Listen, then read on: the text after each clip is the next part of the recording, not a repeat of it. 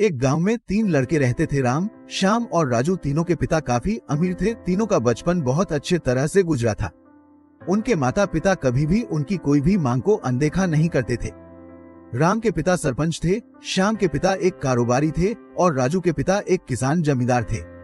छोटी उम्र से ही उन सबको लाड प्यार ने ऐसा बना दिया था कि ना तो उनको मेहनत का पता था और ना ही उनको समय की परवाह थी। अक्सर वह सारा दिन बस घूमते रहते थे, नशे और अन्य भोगविलास में डूबे रहते थे, जिससे उनके गांव वाले भी दुखी थे। सरपंच और बड़े लोगों के बच्चे होने के कारण उनकी कोई शिकायत कर पाने की हिम्मत नहीं कर पाता था, जिससे उनका मनोबल और बढ़ गया था। एक दिन उनके गांव में बहुत तेज बारिश हुई, जिससे सब लोगों को नुकसान हुआ, जिसमें इन तीनों के पिता भी थे। लेकिन इतना कुछ होने के बाद भी उनके बेटों का वही हाल था। वो बस घूमते रहते, नशा करते, भोगविलास करते रहते थे। लेकिन इन तीनों के अंदर एक खास बात थी जिसकी पहचान किसी को नहीं थी और उनको खुद को भी पता नहीं था। राम एक बहुत अच्छा नेता प्रतिपक्ष था, क्योंकि अपने पिता के पास रहते हुए उसको इसका काफी ज्ञान हो गया था, क्योंकि उसके पिता सरपंच थे। श्याम भी इसी तरह से बिजनेस की समझ रखता था, क्योंकि उसके पिता एक कारोबारी थे और राजू खेती का काम जानता था, क्योंकि उसके पिता जमींदार थे। पर अपने गलत कामों की वजह से उन सब ने अपने इन टैलेंटों पर ध्यान ही नहीं दिया, जो कि उनकी सबसे बड़ी कमजोरी थी। इस तरह से इनकी बदमाशियों को देखकर इनके पिताओं ने उन्हें शिक्षा देने की सोची। तीनों पिताओं ने आपस में बात करी और उसका एक हल निकाला। तीनों पिताओं ने अपना अपना काम अपने अपने बेटों को सौंप दिया, जिससे उनको समय की कदर का पता लग सके। तीनों के पिता ने एक वसीयत बनाई, जिसमें ये लिखा था कि 1 वर्ष के अंदर इन तीनों को 10 लाख रुपए कमाकर देने होंगे, जो बिना किसी गलत काम करके कमाए गए हो, और तीनों को अलग अलग स्थान पर रहना था।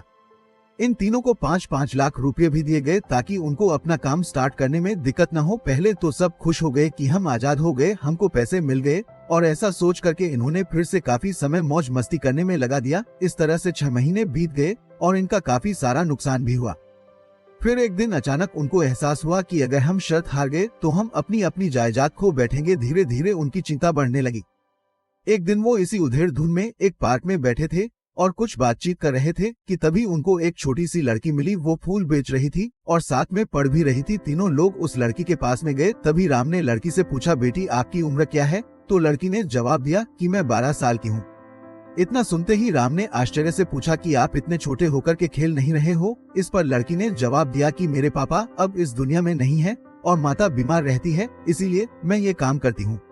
ये सुनकर राम ने अपना पर्स निकाला। उसके पास जो भी पैसे बचे थे वो उस लड़की को देने लगा। उसके बाद लड़की ने बोला, अंकल आप भी फूल ले लो, मुझे बहुत खुशी होगी, क्योंकि मैं अगर आपसे फ्री में पैसे ले लूंगी तो फिर मेरा पढ़ाई में मन नहीं लगेगा, मैं काम चोर बन जाऊंगी, क्योंकि यही समय है जिस समय में अपना भविष्य लिख सकती हूँ। राम ने उस लड़की से सारे फूल ले लिए और तीनों घर लौट आए। उस फूल वाली लड़की का उन तीनों लड़कों पर बहुत गहरा प्रभाव पड़ा।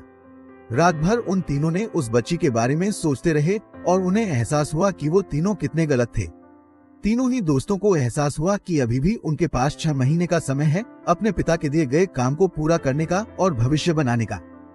इसी दौरान सबने सोचा कि अगर बचे हुए समय का सही उपयोग करे तो अभी भी बहुत कुछ किया जा सकता है। इस तरह बाकी दोस्तों ने भी सोचा और दूसरे शहर में आकर काम तलाशने लगे। पर उनके शर्त में एक शर्त ये भी थी कि उनको जो भी काम करना है वो अपनी पहचान बताए बिना करेंगे, जिससे ये साफ था कि उनको काम नहीं मिला। और जब काम नहीं मिला तो उन्होंने सोच लिया कि अब वो अगर कुछ भी करेंगे तो अपने गाँव में जाकर ही काम करेंगे।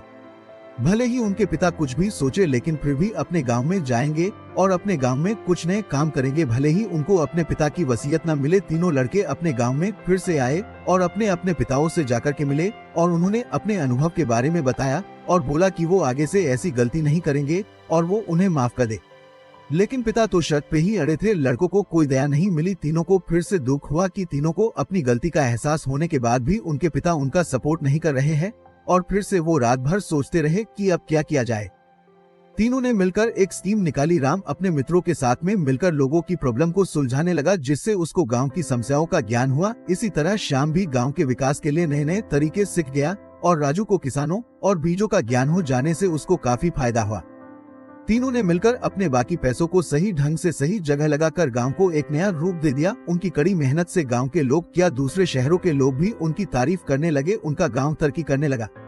नई तकनीकों के कारण हर वर्ग के लोगों से उनका जुड़ाव होने लगा और एक समय आने के बाद उनके पिताओं ने भी उनको माफ कर दिया। इस तरह से दोस्तों उन तीनों को समय की कीमत का अंदाजा हुआ कि पहले वो कितना समय बर्बाद कर रहे थे, लेकिन जब से उनको समय की कीमत का अंदाजा हुआ तब से उन्होंने समय को बर्बाद नहीं किया और काम करके पैसा कमाया, नाम कमाया और ये सीखा ईमानदारी से जिंदगी कैसे जीते हैं। दोस्तों कुल मिलाकर कहने का मतलब यही है कि आप सभी समय को बर्बाद न करें। अगर ये समय आपके हाथ से निकल गया तो कुछ नहीं कर सकते हैं, और हाँ, समय के पास इतना समय नहीं है कि वो आपको दोबारा समय दे। समय बर्बाद करने के हजारों तरीका है, लेकिन आप ऐसा कोई तरीका चुनिए जो आपकी जिंदगी बदल दे, इस समाज की जिंदगी बदल दे, इस देश का भविष्य बदल दे। मुझे उम्मीद है कि ये स्टोरी आपको अच्छी लगी होगी। दोस्तों स्टोरी टाइम को इतना सपोर्ट करने के लिए वीडियो को लाइक करें, चैनल को सब्सक्राइब करें और अपना ख्याल रखिए। जिंदगी में आगे बढ़िए और अपनी कड़ी मेहनत से देश में खुद के नाम के साथ साथ दुनिया में भी देश का नाम कीजिए।